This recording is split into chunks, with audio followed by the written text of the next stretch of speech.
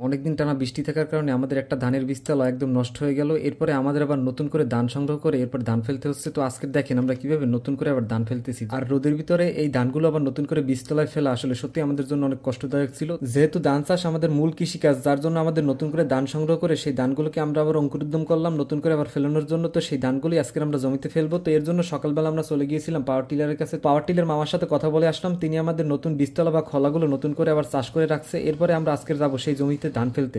জমি চাষ করার পরে বীজতলায় ধান ফেলতে হলে জমিটাকে একদম ভালোভাবে সমান করে নিতে হবে, কারণ জমিটাকে যদি সমান করে না হয়, যখন আমরা এই বীজগুলো তুলবো অর্থাৎ ধানের যে চারাগুলো তুলবো, তখন কিন্তু এই চারাগুলো তোলা যাবে না, অর্থাৎ এইগুলো মাটির একদম গভীরে শিকড়গুলো চলে যাবে, যার কারণে কিন্তু বীজ তুলতে আমাদের অনেক সমস্যা হবে, আর এর ফলে অনেক ধানের চারার গোড়াটা ছিঁড়ে যাবে, যার ফলে কিন্তু ভালো ফলন পাওয়া যাবে না। তো যার জন্য আমাদের জমিটাকে বেশ ভালোভাবে প্রস্তুত করে নিতে হবে। তো অনেক সময় দেখতেছি বেশ ভালো পরিমাণে রোদ উঠতেছে, আর এই রোদের ভিতরে সত্যি আসলে কাদার ভিতরে হেঁটে হেঁটে মই দেওয়া অনেকটা কষ্টের কাজ ছিল, আর এই কাজ যারা করছেন তারাই একমাত্র বুঝতে পারবেন যে এটা আসলে কতটা কষ্টের কাজ। তো যাই হোক, আমরা এই সমস্ত কাজের সাথে আসলে অভ্যস্ত, যার জন্য আমরা মোটামুটি আলহামদুলিল্লাহ বেশ ভালোভাবে কাজগুলো করতে পারতেছি। আর জমিটাকে এমন সুন্দরভাবে লেবেল করতে হবে যাতে জমির একটা অংশ ঢালু থাকে। ঢালু থাকলে যেটা হবে, যদি নতুন করে আবার বৃষ্টি হয় তাহলে ওই ঢালু দিক থেকে পানিটা নেমে যাবে। আর লাস্ট কিছুদিন আগে যে আমরা বীজতলায় বীজ ফেলছিলাম, তখন আসলে টানা বৃষ্টির কারণে একদম হাঁটু সমান পানি হয়ে যায়, যার কারণে কিন্তু সেই বীজগুলো একদম নষ্ট হয়ে যায়। তো যত বৃষ্টি হোক না কেন বা প্রতিকূল আবহাওয়া থাক না কেন, আমাদের নতুনভাবে আবার ভালোভাবে ধান চাষ করতে হবে, কারণ আমাদের এই ধানই হচ্ছে সারা বছরের খাবার। অর্থাৎ এই ধান থেকে যে চালটা আমরা পাই, সেই চালটা কিন্তু আমরা সারা বছর খেয়ে থাকি, যার জন্য আসলে যতই কষ্ট হোক না কেন এই ফসলটা আমাদের ফলাতেই হবে। তো আপনাদের আমরা খুব ভালোভাবে দেখানোর চেষ্টা করতেছি কিভাবে আমরা বীজতলা তৈরি করতেছি। এই সময় আসলে রোদে যথেষ্ট পরিমাণে তাপ থাকে, যার কারণে কিন্তু হাঁপিয়ে যাচ্ছিলাম। এখন এই সাজি বা জড়িতে যেই পরিমাণে ধান আছে, এই ধানটা সমানভাবে আমাদের জমিতে ছড়িয়ে দিতে হবে বা বিছে দিতে হবে বা বুনে দিতে হবে। অনেকেই আসলে অনেক নামে চিনে থাকেন, তো আমাদের অঞ্চলে আমরা বলি ধানের বীজ বোনা বা ধানের বীজ ফেলানো। তো দেখেন আমরা খুব সহজেই ধানের বীজগুলো ফেলতে পারতেছি,